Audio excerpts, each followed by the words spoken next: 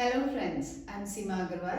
आज हम करेंगे हमारा chapter financial statements of sole proprietorship. अपने पिछली वीडियो में हमने करा था ट्रेडिंग अकाउंट, जिसमें कि हमने सीखा था कि हमारे ट्रेडिंग अकाउंट में डेबिट साइड पे हमारा शो किया जाता है opening stock, then net purchases. Net purchases मतलब purchases less purchase returns. Then हमारे आते हैं डायरेक्ट एक्सपेंसेस, और हमारी क्रेडिट साइड पे हम शो करते हैं नेट सेल्स। नेट सेल्स मतलब सेल्स लेस सेल्स रिटर्न। और लास्ट में हमारा आता है क्लोजिंग स्टॉक। और इन दोनों का डिफरेंस या तो हमारे को ग्रॉस प्रॉफिट देगा, जो हम यहां पे लिखेंगे, या फिर हमारे को ग्रॉस लॉस होगा। दोनों में से एक ही चीज होगी, या तो ग्रॉस प्रॉफिट या ग्रॉस लॉस। अब कुछ बच्चों की क्वेरीज आई थी कि आपने डायरेक्ट एक्सपेंसेस तो बता दिए, बट डायरेक्ट एक्सपेंसेस में क्या क्या आता है ये आइटम्स नहीं आपने बताई। तो इस वीडियो में हम सारे डायरेक्ट एक्सपेंसेस को कवर करेंगे।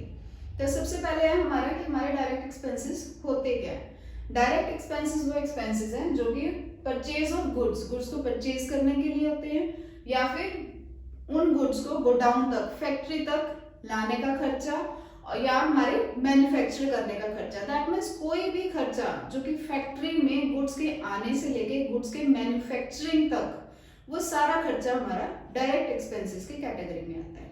कोई भी खर्चा जो भी हम गोडाउन में सामान, यहाँ तक जैसे हमारा ये फैक्ट्री है, फैक्ट्री तक जितना भी हमारा सामान लाने में खर्चा हुआ है, जिसमें हमारा फ्रेट इनवर्ड जैसे हम बोलते हैं, एक आइटम आती है आपकी फ्रेट इनवर्ड। इनवर्ड मतलब अंदर जा रहा है, तो जो भी खर्चा फैक्ट्री सामान को फैक्ट्री तक पहुंचाने के लिए इन हो रहा है, वो सारे हमारे फैक्ट्री एक्सपेंसेस माने जाते हैं और वो डायरेक्ट एक्सपेंसेस की कैटेगरी में आते हैं। सिमिलरली हम एक हमारा वर्ड होता है freight outward. Freight outward, outward मतलब वो सामान को बाहर लेके जाने के लिए हम फ्रेट दे रहे हैं। अब फैक्ट्री में से जो भी सामान बाहर जाएगा वो फैक्ट्री का खर्चा नहीं होगा, वो रादर प्रॉफिट एंड लॉस के आइटम होंगे। तो जितना भी खर्चा हम सामान को फैक्ट्री में लाने और मैन्युफैक्चर करने के लिए करते हैं, वो सारे हमारे डायरेक्ट एक्सपेंसेस की कैटेगरी में आते हैं। अब इन्हीं को हम धीरे धीरे करके सीखते हैं कि कौन कौन से एक्सपेंसेस आएंगे।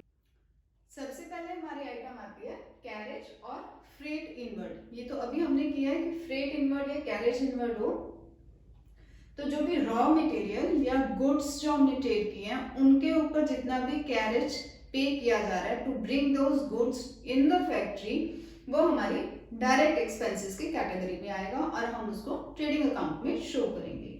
बट कोई भी फ्रेट या कोई भी कैरेज हम अगर एसेट्स के ऊपर पे कर रहे हैं, कोई भी कैरेज या कोई भी फ्रेट अगर हम एसेट की परचेज के ऊपर पे कर रहे हैं, that will not be included in the trading account, rather it will be added in the cost of asset. ये चीज ध्यान रखनी है कि कोई भी एसेट की परचेज पे आप कैरेज दे रहे हो तो वो कॉस्ट ऑफ द एसेट में इंक्लूड होगी और ट्रेडिंग अकाउंट में शो नहीं की जाएगी।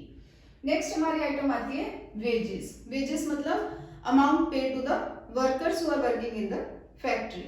तो वेजेस जो है ये हमारी डायरेक्ट एक्सपेंसेस हैं। अब इसमें एक चीज ध्यान रखनी है, अगर आपको वर्ड दे रखा है wages and salaries, first word आपने चेक करना है। अगर आपको दे रखा है wages and salaries, then that will be the item of trading account, क्योंकि हमारा फर्स्ट वर्ड है वेजेस। बट अगर वही आपको सैलरीज एंड वेजेस दे दी जाती हैं तो सैलरीज हमारा फर्स्ट वर्ड है, that is not included in the direct expenses और वो हमारी ट्रेडिंग के आइटम नहीं होगी।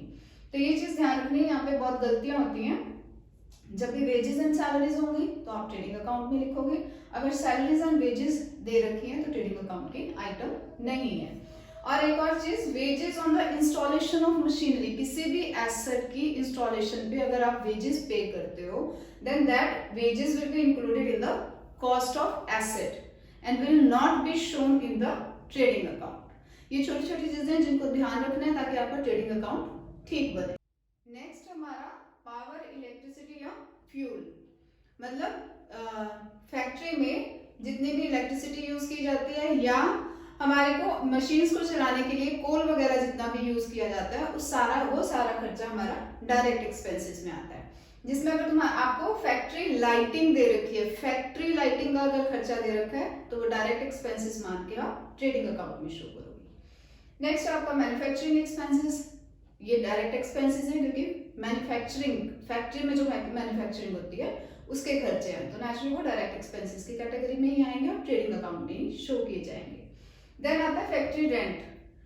फैक्ट्री के लिए जितना भी आप रेंट पे ऑफ कर रहे हो that will also be shown in the trading account. Next है आपका डॉक चार्जेस।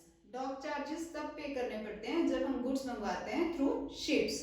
तो these are levied on ships or their cargo when they are enter or they leave the docks.